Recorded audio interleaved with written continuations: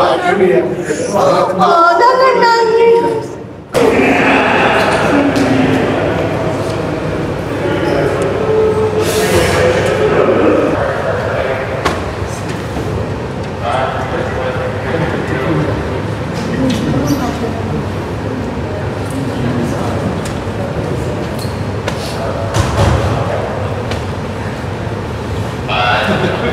Tak bermaksud saya tak sedih, saya memang sangat sedih. Cuma kesedihan tu bukan 100% untuk saya.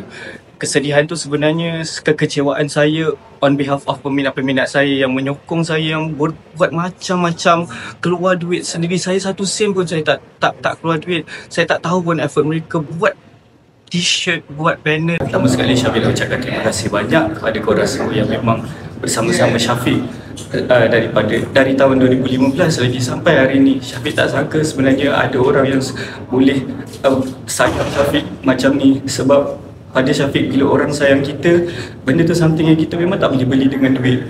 Dan Syafiq tak minta harta benda apa pun daripada orang lain. In fact, kasih sayang tu sebenarnya yang akan Syafiq kenang sampai Syafiq mati nanti.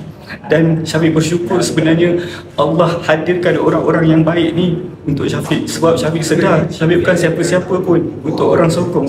Tapi bila orang sokong Syafiq, Syafiq rasa macam itu satu anugerah yang memang Allah yang bagi pada Syafiq. Terima kasih banyak. Syafiq harap terhentinya perjalanan Syafiq dalam Big Stage Alpha ni tak menghentikan rasa kasih korang tu pada Syafiq.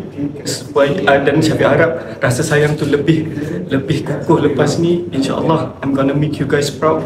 Walau dengan apa cara sekalipun, Syafiq akan terus berusaha. Sebab Syafiq berjanji dengan diri Syafiq dah, satu hari nanti Syafiq nak balas balik apa yang korang sokong selama ni. I wanna make you guys proud.